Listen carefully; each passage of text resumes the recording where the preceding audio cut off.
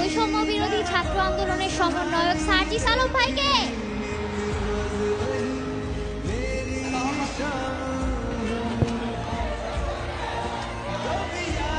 শাহবাগের উন্মুক্ত মঞ্চ থেকে যে স্পিরিট ছড়িয়ে পড়েছিল পুরো বাংলাদেশে, সেই স্পিরিটের অন্যতম পুণ্যভূমি মাওলানা ভাসানী কিংবা শহীদ মারুফের এই পুণ্যভূমি আজকের এই টাঙ্গাইলের এই উন্মুক্ত মাঠে উপস্থিত ছাত্র জনতার সামনে আমাদের কথাগুলো সেই স্লোগান দিয়ে শুরু করতে চাই, যে স্লোগান দিয়ে প্রকম্পিত হয়েছিল শাহবাগের সেই উন্মুক্ত চত্বর থেকে টাঙ্গাইল সহ পুরো বাংলাদেশ।